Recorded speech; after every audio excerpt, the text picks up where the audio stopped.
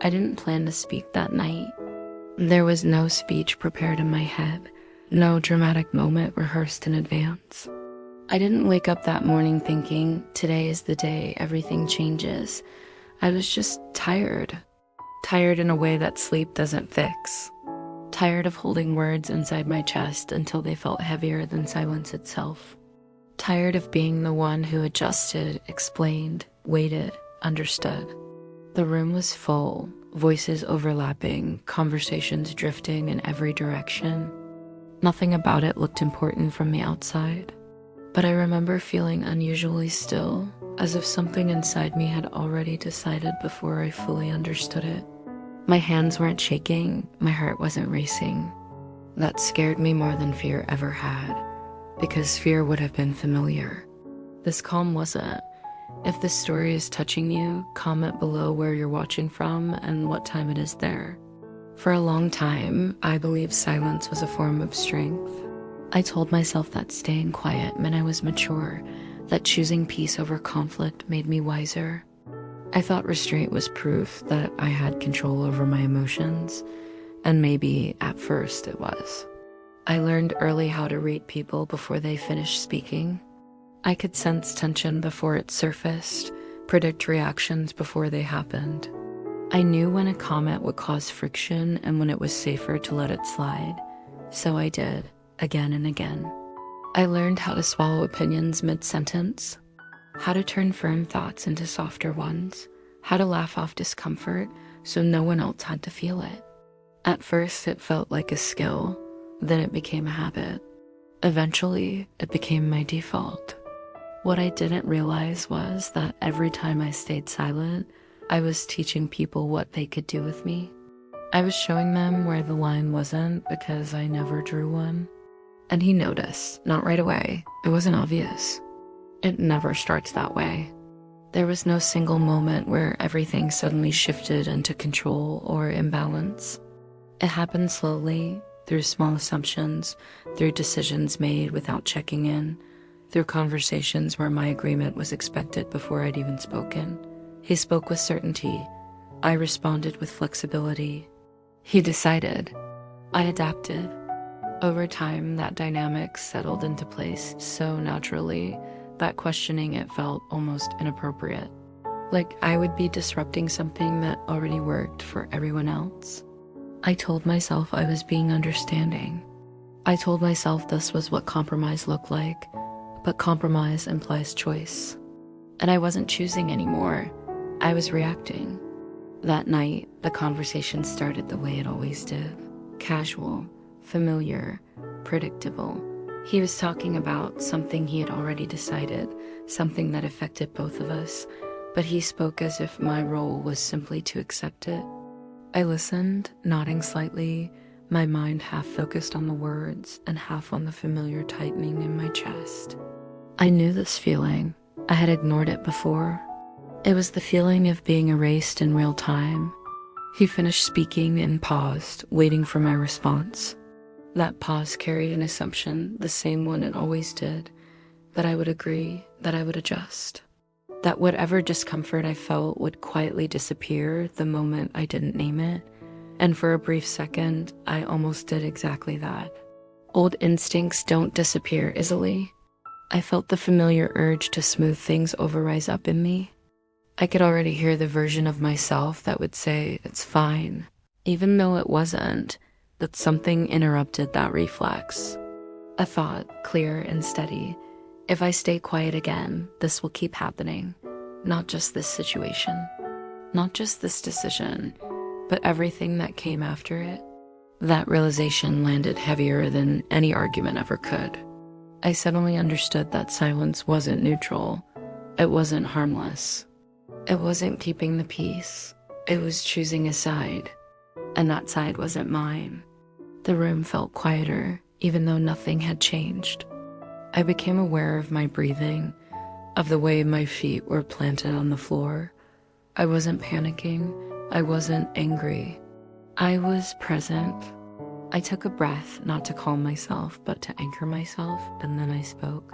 No, just one word, no explanation. No apology, no softening. The word surprised even me. The silence that followed was immediate and thick, like the air itself had stopped moving. He looked at me as if he hadn't heard correctly, as if my response didn't match the script he was following. "What?" he said, half smiling. I said no, I repeated. My voice sounded steadier than I felt, but not by much. For a moment, he laughed lightly, brushing it off like a misunderstanding. Then he started explaining why this decision made sense, why it wasn't a big deal, why I was probably overthinking things. Normally, that would have been enough. Normally, I would have folded right there, grateful for the opportunity to return to familiar ground. But this time, I noticed something important. He was talking at me, not with me. And for the first time, I didn't rush to meet him where he stood. "I'm not comfortable with this," I said. That was when his expression changed, not dramatically, just enough. The confidence faltered for a second, replaced by irritation masked as patience. "That's not really an option," he replied. The words were casual, dismissive, as if the matter was already settled. And something in me hardened not into anger, but into certainty.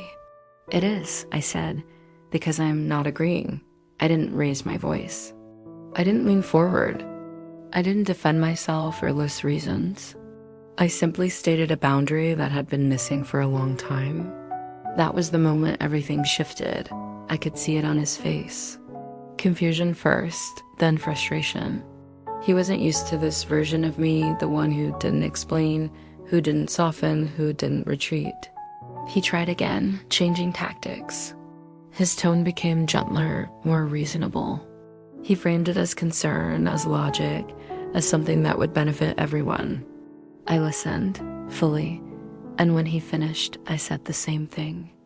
No, that word didn't just refuse the decision, it refused the pattern. The room felt different after that, not hostile, just unsettled. The power dynamic we had both grown used to was suddenly unstable, and neither of us knew what would replace it. He stopped talking, and for the first time in a long time, so did I, not because I had nothing to say, but because I had already said enough. The conversation ended shortly after that without resolution or closure. There was no dramatic fallout, no apology, no final agreement. Just an uneasy quiet that followed us as we went our separate ways that night. When I was finally alone, everything I had been holding back caught up with me. My heart started racing. My thoughts spiraled. I replayed every word, every expression, wondering if I had been too firm, too abrupt, too cold. Old fears surfaced quickly. What if this changes things in ways I'm not ready for? What if I regret speaking up? What if I made things worse? But underneath the anxiety, there was something else, something unfamiliar. Relief. It wasn't loud or overwhelming. It was quiet, almost fragile, but it was real. For the first time, I hadn't betrayed myself to keep someone else comfortable. I hadn't swallowed my truth to preserve a fragile balance that only existed because I kept shrinking. I had spoken, and the world hadn't ended. The days that followed weren't easy. Speaking up once doesn't magically undo years of silence. The dynamic didn't disappear overnight, it resisted. He tested the boundary, subtly at first. A comment here, a suggestion there. Small attempts to see if I would retreat back into old habits. Each time I felt the familiar pull to explain myself, to justify my position, to make it easier for him. And each time I resisted that urge. "I've already answered that," I said once. "I'm not changing my mind," I said another time. No anger, no argument, just consistency. That was harder than speaking up the first time. I learned quickly that people aren't always upset because the boundary is unfair. They're upset because it disrupts what they were getting from you. And my silence had been giving away more than I realized. Something unexpected happened as I held that line. I started to feel solid, less reactive, less anxious. I wasn't constantly rehearsing conversations in my head or bracing myself for the next uncomfortable moment. I realized how much energy I had been spending managing other people's expectations, anticipating reactions, cushioning discomfort, smoothing edges that weren't mine to smooth. Without that weight, I felt lighter. Speaking up didn't turn me into someone else. It didn't make me louder or harsher or more confrontational. It made me clearer. Clear about what I would accept. Clear about what I wouldn't. Clear about where I ended and others began. That clarity started to show up in places I didn't expect. In conversations where I no longer over-explained. In moments where I paused before agreeing instead of saying yes automatically. In the way I stood a little straighter, spoke a little slower. I hadn't gained power by taking it from someone else. I had gained it by stopping myself from giving it away. The moment I finally spoke up wasn't a single sentence or a dramatic confrontation. It was a shift, a quiet decision to no longer abandon myself in the name of peace. And once you make that decision, it changes how you hear your own voice. You start to recognize when you're about to go quiet out of fear instead of choice. You notice the difference between compromise and self-erasure. You learn that discomfort isn't always a sign you're doing something wrong. Sometimes it's a sign you're finally doing something right. If you're rewatching this and there's something you've been holding back, something you keep silent because it feels safer, know this. Your voice doesn't have to be perfect. It doesn't have to be loud. It doesn't have to convince anyone. It just has to be honest. That moment might not look dramatic from the outside, but inside it can change everything. The moment I finally spoke up didn't make me fearless. It made me free.